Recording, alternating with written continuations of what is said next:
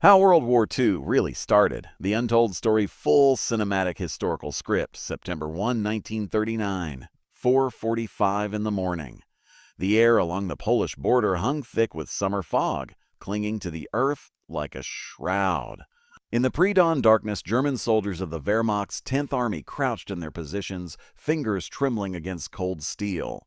They could smell the damp soil beneath their boots mixed with gun oil and sweat. In the distance, across the frontier, the ancient city of Krakow slept. The soldiers had been told this would be swift, a lightning strike to correct historical injustices. They believed they were liberating Germanic peoples trapped beyond the Reich's borders. Some wrote final letters home by candlelight. Others checked their ammunition for the third time. At precisely 4:45, the battleship Schleswig-Holstein opened fire on the Polish fortress at Westerplatte. The sound shattered the morning silence like the breaking of the world itself. Within minutes, 1.5 million German troops surged across the border. World War II had begun. But the war did not start that morning. Not really. The seeds had been planted 20 years earlier in a railway car in a French forest and watered by bitterness, humiliation, and the dangerous poetry of revenge. To understand how the Second World War truly began, one must return to November 11, 1918, the day the First War ended. In a rail carriage in the forest of Compiègne, German representatives signed an armistice that felt less like peace and more like execution. The German military had not been defeated on German soil. Their cities had not been bombed. Their countryside had not been ravaged. Yet here they were, forced to accept terms dictated by men who spoke of justice but demanded submission. When the delegation returned to Berlin, they carried with them a document that would poison a generation. Article 231, the War Guilt Clause, declared Germany and her allies solely responsible for the war and all its devastation. The psychological wound this inflicted cannot be overstated. Germany was to pay reparations totaling 132 billion gold marks, an astronomical sum equivalent to roughly 442 billion US dollars today. The military would be reduced to 100,000 men. The Rhineland would be demilitarized. The industrial heartland of the Saar Basin would be placed under League of Nations control. The empire would be dismantled. Germany lost 13% of its European territory and all of its overseas colonies. 6 million Germans suddenly found themselves living under foreign rule. The Treaty of Versailles was not designed to ensure peace. It was designed to ensure German impotence. In the streets of Munich and Berlin, men who had fought for 4 years in the trenches returned to a country they no longer recognized. They had expected victory parades and national gratitude. Instead, they found food shortages, political chaos, and a new government, the Weimar Republic, that seemed to many Germans like a foreign imposition, a puppet regime that had betrayed the army by accepting defeat. Right-wing newspapers printed the word in bold black letters, Dalchstes Legend, the stab-in-the-back myth. Germany had not lost the war on the battlefield they claimed, but had been betrayed from within by socialists, communists, and Jews. It was a convenient lie, and it spread through the wounded nation like disease through an open wound. This was the soil in which extremism would grow. One of those embittered soldiers was a 30-year-old corporal named Adolf Hitler, temporarily blinded by British gas in the final weeks of the war, lying in a hospital bed when he learned of Germany's surrender. He would later write that he wept for the first time since childhood. The humiliation of Versailles became the foundation of his political ideology, the first chapter in a narrative of redemption through violence. But the Treaty of Versailles alone did not create the Second World War. What transformed resentment into catastrophe was the economic collapse that followed. In 1923, when Germany defaulted on reparation payments, French and Belgian troops occupied the Ruhr Valley, seizing control of Germany's industrial core. The German government responded with passive resistance, ordering workers to strike and printing money to pay their wages. The result was hyperinflation on a scale almost incomprehensible. In January 1923, $1 US was worth 18,000 German marks. By November, $1 was worth 4.2 trillion marks. Life savings became worthless overnight. A loaf of bread cost billions. Workers demanded to be paid twice daily so they could spend their wages before they became worthless. Families burned money in their stoves because it was cheaper than buying firewood. The currency lost value faster than it could be printed.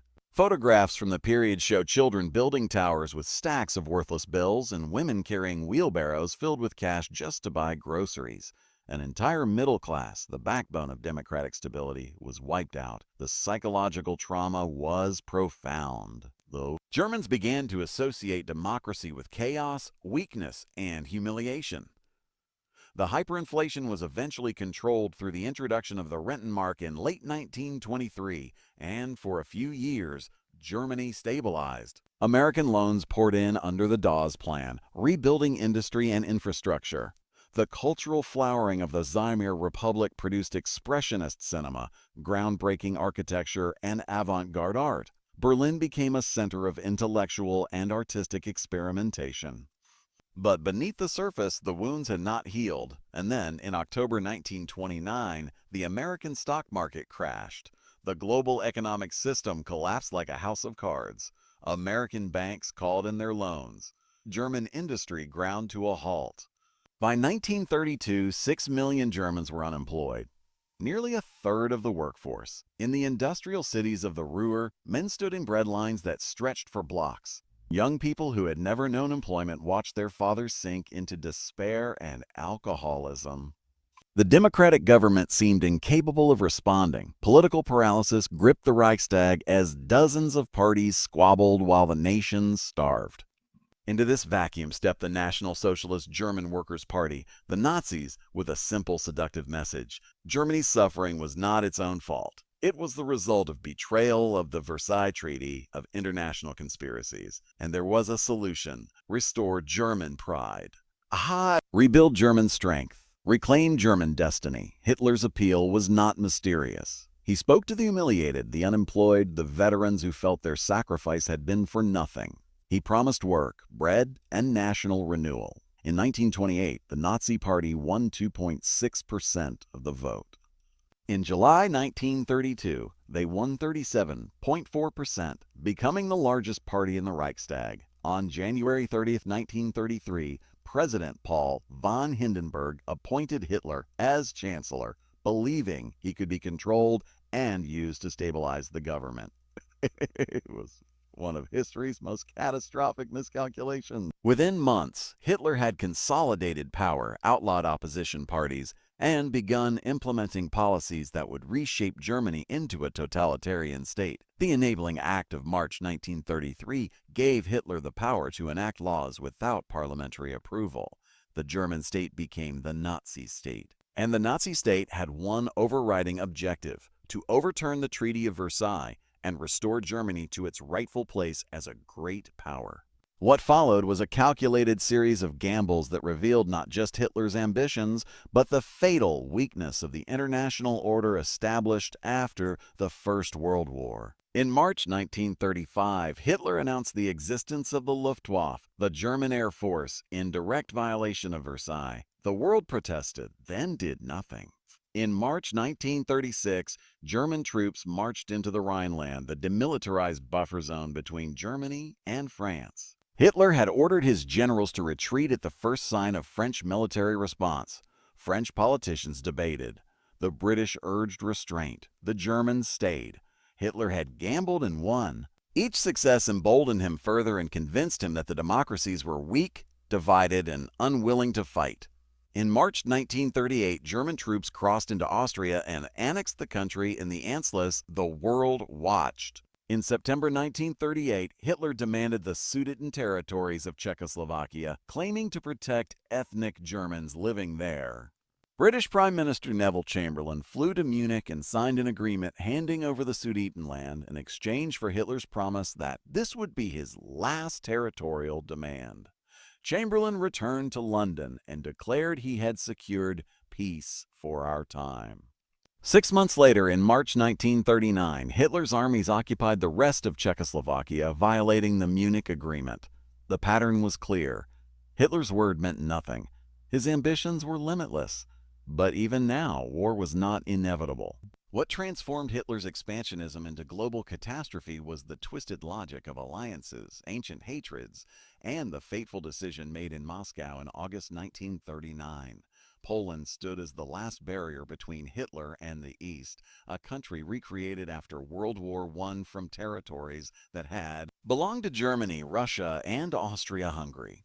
Hitler demanded the return of Danzig, the free city on the Baltic coast with a predominantly German population, and a corridor through Polish territory connecting East Prussia to the rest of Germany. Poland refused. Britain and France, finally recognizing that appeasement had failed, guaranteed Polish independence. If Germany attacked Poland, they would declare war. Hitler sneered at this. He believed the democracies lacked the will to fight, but there was a problem. If Germany invaded Poland, it risked a two-front war, precisely the nightmare that had doomed Germany in the First World War. Germany needed to neutralize the Soviet threat in the East before moving against Poland. And so Hitler made the most cynical diplomatic maneuver of the interwar period.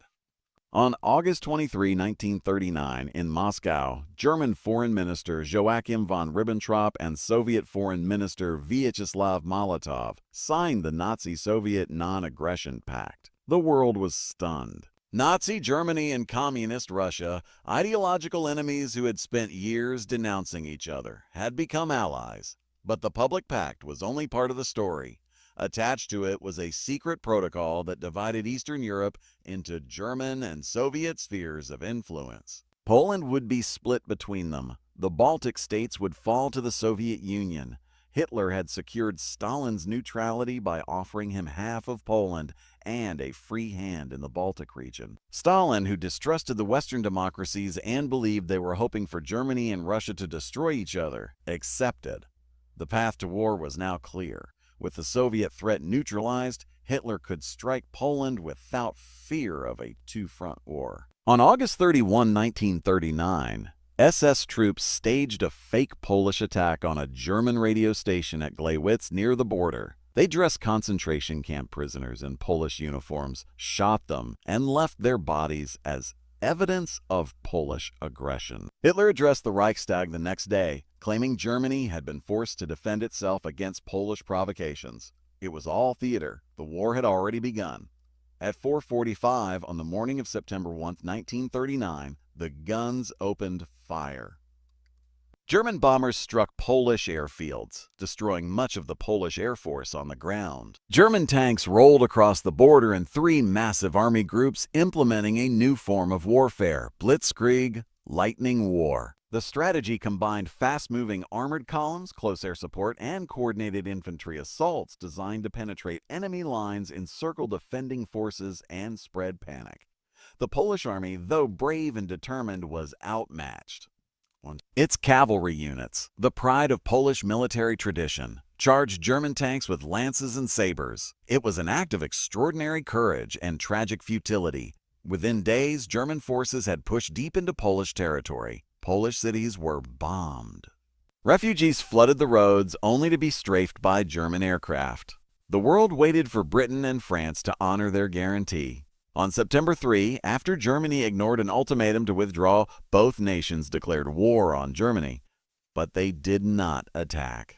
The French army, the largest in Western Europe, sat behind the Maginot Line. This period became known as the Phony War in the West, months of declarations without action.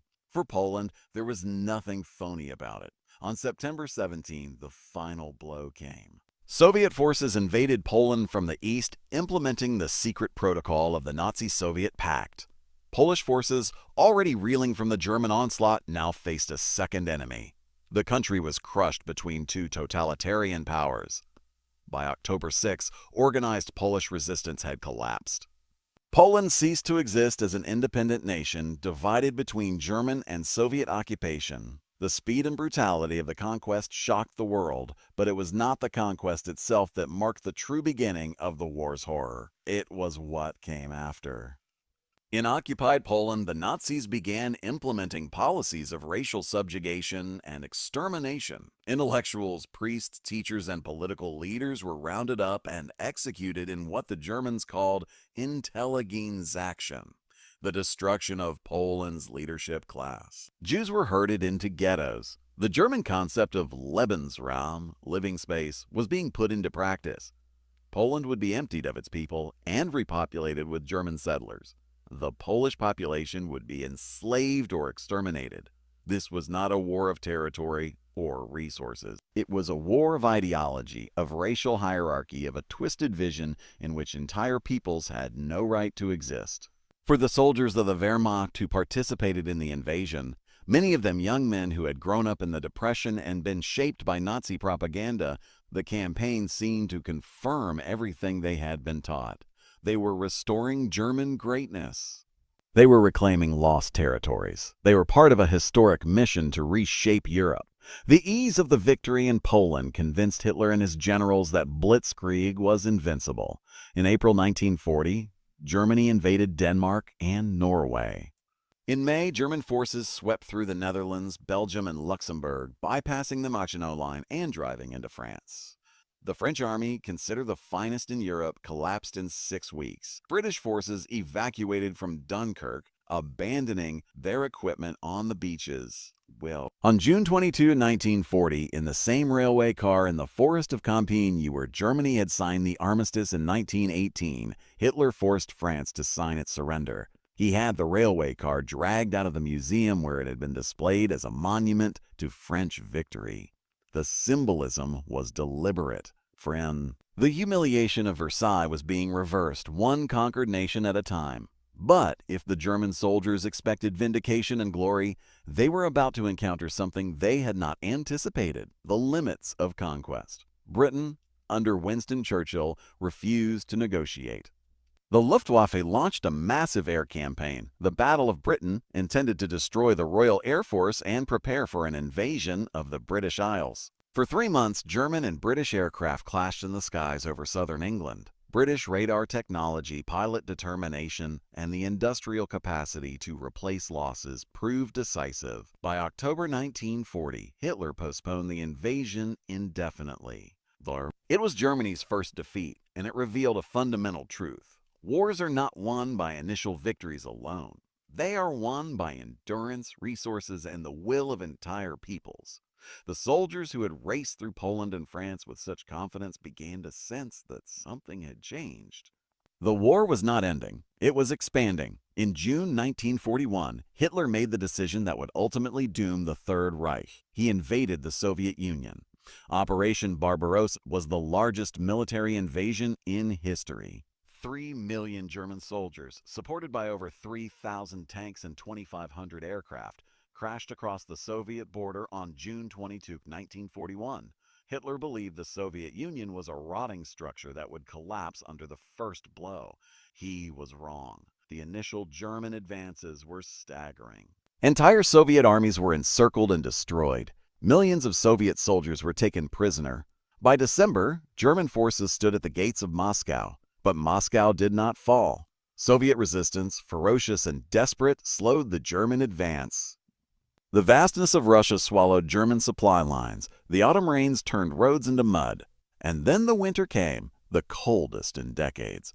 German soldiers, equipped for a short campaign, froze in their summer uniforms. Tanks and trucks broke down in temperatures that dropped to -40 degrees. And the Red Army reorganized and reinforced counterattacked. For the first time, the Wehrmacht was forced into retreat. The war in the East became a grinding, brutal struggle of attrition. Cities were reduced to rubble. Villages were burned. Civilians were massacred. Behind the front lines, Einsatzgruppen, mobile killing squads, followed the army, executing Jews, communists, and anyone deemed racially inferior. The Holocaust, which had begun with ghettos and mass shootings, would soon evolve into industrialized genocide. German soldiers who had believed they were fighting for national restoration found themselves mired in a war of extermination. The ideological fervor that had driven them into Poland had given way to exhaustion, horror, and the simple struggle to survive. Letters home from the Eastern Front speak of cold, hunger, and fear. They speak of a war that had no end in sight. And meanwhile, on the other side of the world, another power was preparing to strike.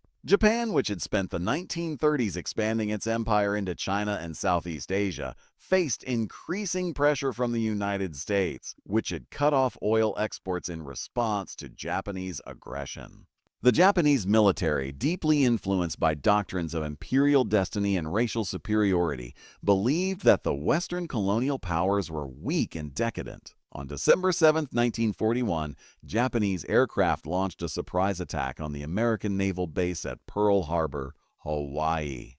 The strike was intended to cripple the U.S. Pacific Fleet and force America to accept Japanese dominance in Asia. Instead, it awoke a sleeping giant. The United States, which had remained officially neutral despite providing material support to Britain, declared war on Japan. Days later, Germany and Italy declared war on the United States, honoring their alliance with Japan. The war was now truly global, and it was in this expansion, this collision of ideologies, empires, and ambitions, that the seeds planted in 1919 finally bore their terrible fruit.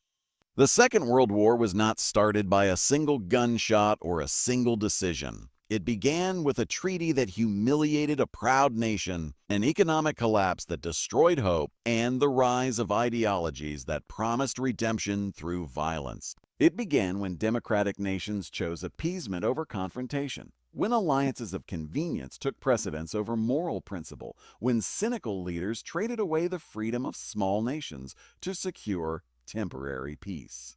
It began in the trenches of the First World War, in the railway car at Compiègne, in the beer halls of Munich, in the silent complicity of nations that chose not to act when action might have stopped catastrophe. The German soldiers who crossed into Poland on September 1, 1939, believed they were righting historical wrongs.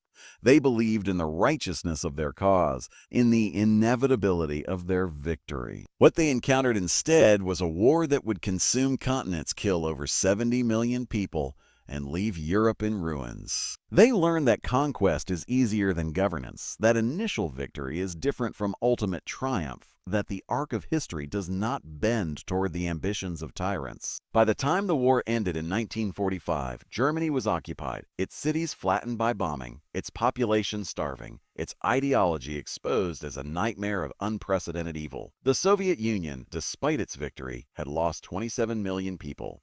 Japan had been subjected to atomic bombing. The colonial empires of Europe were crumbling. The world that emerged from the war was fundamentally different from the one that had entered it, and it was shaped in large measure by the choices made in the 2 decades between the wars. The symbolic object that haunts this story is not a weapon or a flag, but a piece of paper, the Treaty of Versailles, signed in the Hall of Mirrors at the Palace of Versailles on June 28, 1919. That document, intended to ensure peace, instead planted the seeds of war. It was created by men who believed that punishing Germany would prevent future aggression, who believed that military and economic restrictions could contain ambition, who believed that the League of Nations would provide collective security. They were wrong on every count. The treaty did not prevent war. It made war inevitable by creating conditions in which extremism could flourish, in which democratic institutions would be discredited, in which entire populations could be mobilized by narratives of victimhood and redemption. The paper itself, brittle, yellowing, preserved now in archives, carried within it the weight of millions of lives not yet lost. Its clauses and conditions were the blueprint not for peace, but for catastrophe. And so, when the German guns opened fire on that September morning in 1939, they were not beginning a new story. They were continuing one that had started 20 years earlier. The soldiers who fired those first shots were born from the bitterness of defeat, shaped by economic collapse, mobilized by ideologies of racial supremacy and national destiny. They were victims and perpetrators, believers and executioners. They thought they were fighting for Germany's future. Instead, they were ensuring its destruction. The untold story of how World War II really started is not a story of sudden decisions or dramatic moments. It is a story of choices deferred, of warning signs ignored, of incremental surrenders that led step by step to total war. It is a story of how peace treaties can sow the seeds of future conflicts, how economic desperation can fuel political extremism, how the failure of democratic nations to confront aggression early can lead to far greater bloodshed later. It is a story of how ideologies that promise redemption through violence always inevitably lead to catastrophe. The lesson that emerges from the fog of that September morning is not complicated, but it is profound. Wars do not begin with the first shot.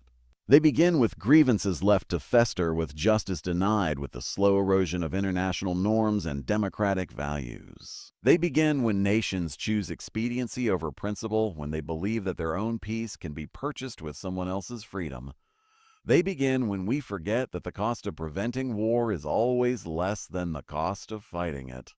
The 70 million people who died in World War II, soldiers and civilians, Jews and Slavs, Germans and Japanese, Americans and British and Russians and Chinese, died not because war was inevitable, but because the choices made between 1919 and 1939 made it possible. Their deaths are a monument to the consequences of those choices, and their memory is a warning to every generation that follows. The road to war is paved not with sudden violence, but with gradual compromise, not with dramatic betrayals, but with small surrenders, not with a single catastrophic decision, but with 1,000 failures of courage and foresight. September 1, 1939, 4:45 in the morning, the guns fire, the soldiers advance, the world begins to burn. But the war had already started 2 decades earlier in the humiliation of a defeated nation, in the failures of those who claimed to pursue peace while creating the conditions for war. The tragedy is not that war came, but that it could have been prevented. That is the untold story. That is the lesson written in the ashes of 50 million graves. That is the truth that must never be forgotten. End of script, 4,986 words.